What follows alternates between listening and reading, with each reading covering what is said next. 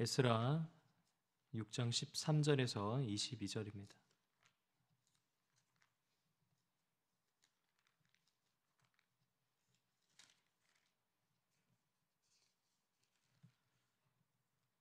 제가 먼저 읽고 교독하도록 하겠습니다. 다리오 왕의 조서가 내림에 유브라데 강 건너편 총독 다뜨네와 스달보스네와 그들의 동관들이 신속히 준행하니라. 유다 사람의 장로들이 선지자 학개와 이또의 손자 스가라의 권면을 따랐으므로 성전 건축하는 일이 형통한지라. 이스라엘 하나님의 명령과 바사왕 고레스와 다리오와 아닥사스다의 조서를 따라 성전을 건축하며 일을 끝내되 다리오 왕 제6년 아달월 3일에 성전 일을 끝내니라. 이스라엘 자손과 제사장들과 레위 사람들과 기타 사로잡혔던 자의 자손이 즐거이 하나님의 성전 봉헌식을 행하니 하나님의 성전 봉헌식을 행할 때에 수소 100마리와 수양 200마리와 어린 양 400마리를 드리고 또 이스라엘 지파의 수를 따라 수렴소 12마리로 이스라엘 전체를 위하여 속죄제를 드리고 제사장을 그 분반대로 레위 제사 그 순차대로 세워 예루살렘에서 하나님을 섬기게 하되 모세의 책에 기록된 대로 하게 하니라. 사로잡혔던 자의 자손이 첫째 달 14일에 유월절을 지키되 제사장들과 레위 사람들이 일제히 몸을 정결하게 하여 다 정결함에 사로잡혔던 자들의 모든 자손과 자기 형제 제사장들과 자기를 위하여 유월절 양을 잡으니 사로잡혔다가 돌아온 이스라엘 자손과 자기 땅에 사는 이방 사람의 더러운 곳으로부터 스스로를 구별한 모든 이스라엘 사람들에게 속하여 이스라엘의 하나님 여호와를 찾는 자들이 다 먹고 즐거움으로 이랫동안 무교절을 지켰으니 이는 여호와께서 그들을 즐겁게 하시고 또 아수르 왕의 마음을 그들에게로 돌려 이스라엘의 하나님이신 하나님의 성전 건축하는 손을 힘있게 하도록 하셨음이었더라. 아멘.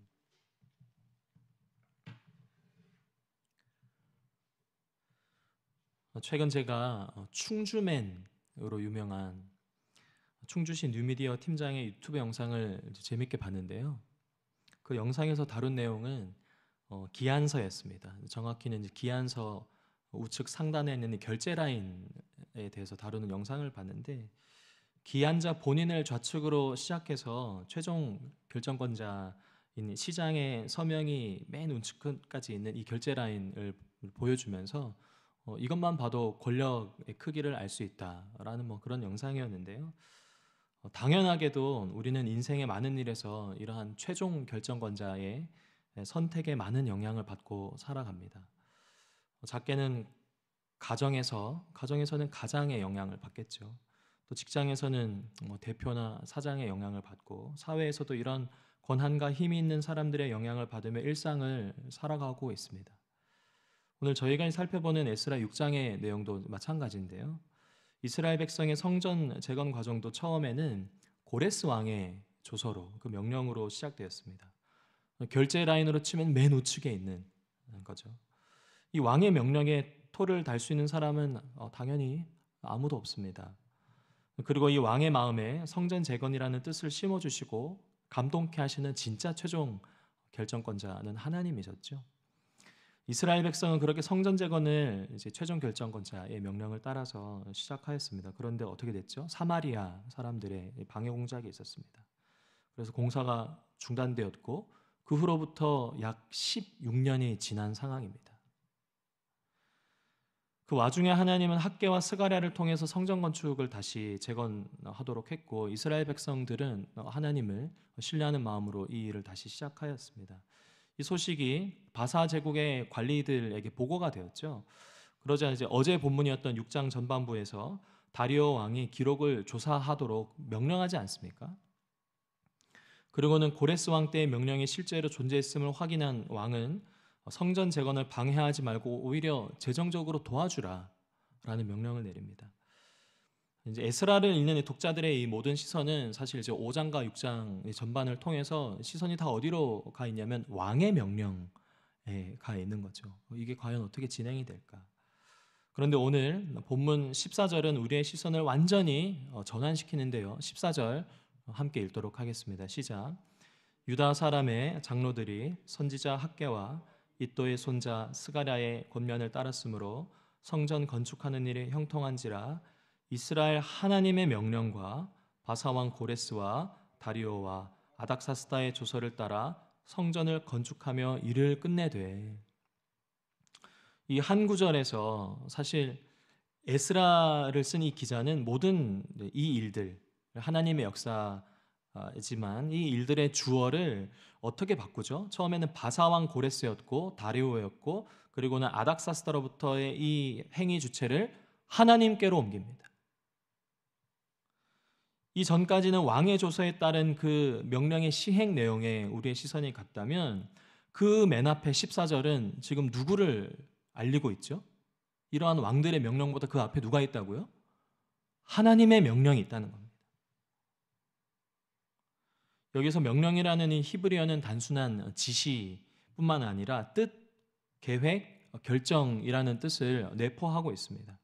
그래서 하나님의 뜻이 담긴 명령에 의해 이 일이 진행되고 있음을 오늘 본문은 이야기하고 있는 것이죠. 오늘 본문 14절에서 또 중요한 단어가 하나 더 있는데 그것은 바로 형통하였으니라는 형통하다의 동사입니다.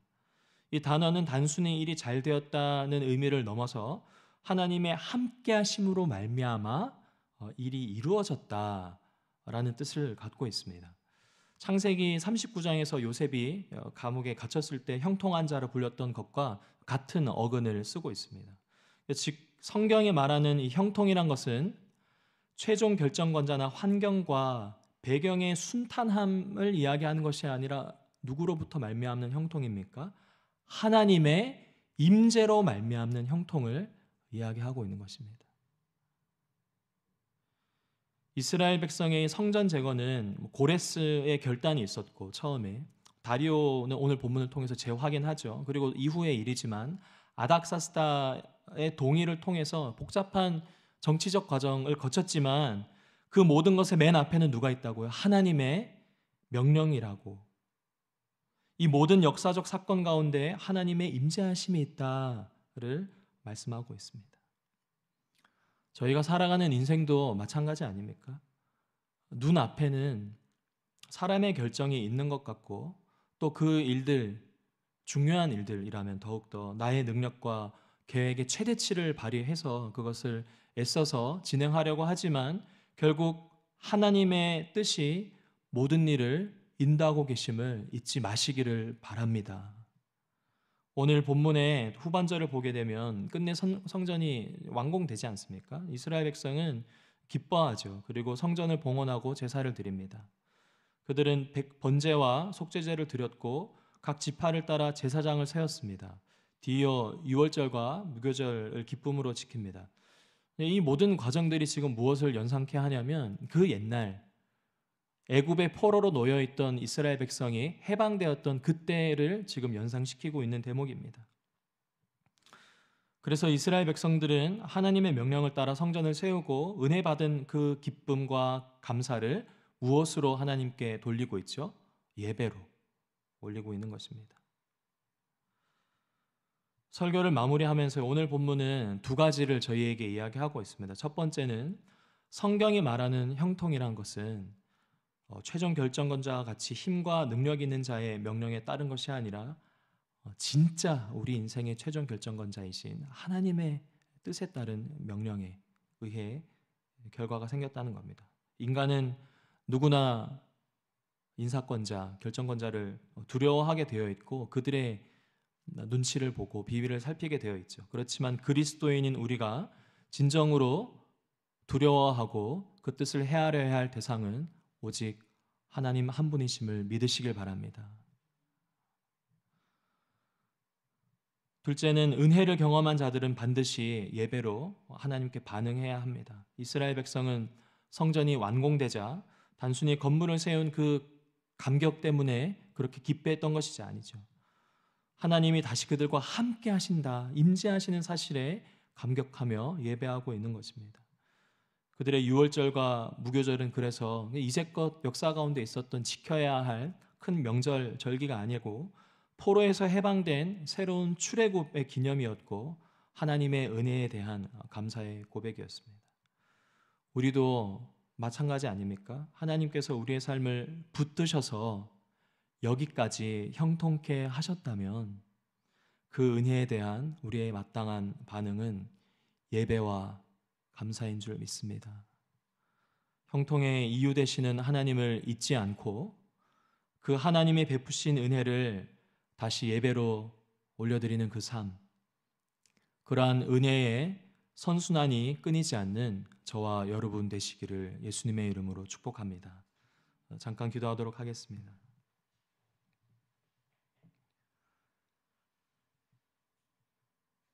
하나님 아버지,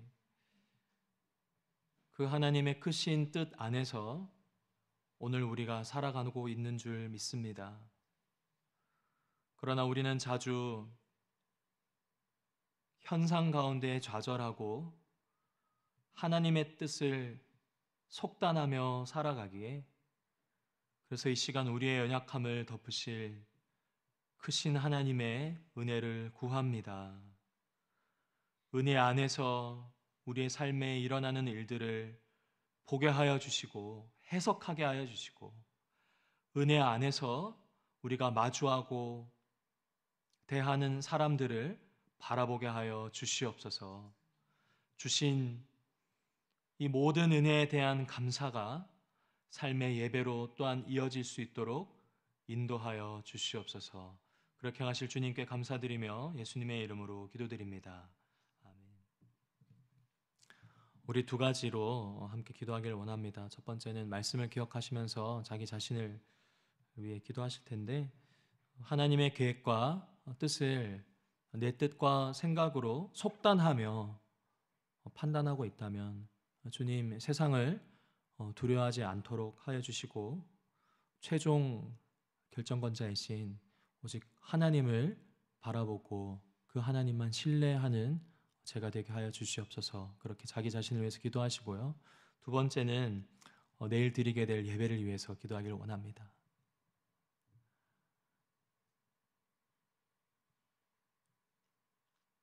당연한 은혜가 없습니다.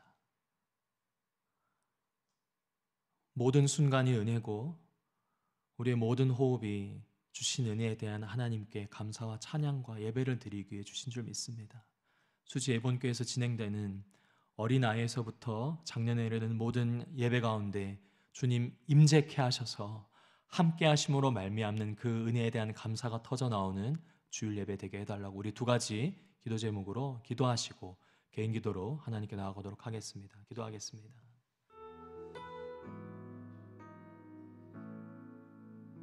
좋으신 하나님, 그럼에도 불구하고 현상의 일일비하고 있는 저의 모습을 주님 앞에 그대로 올려드립니다. 사람의 말과 그들의 반응에 마음이 하루에도 수십 번씩 오르락내리락거리는 이 연약한 심령 가운데 주님 친히 찾아오셔서 내니 두려워 말라라고 하시는 그 음성을 이 시간 듣길 원합니다.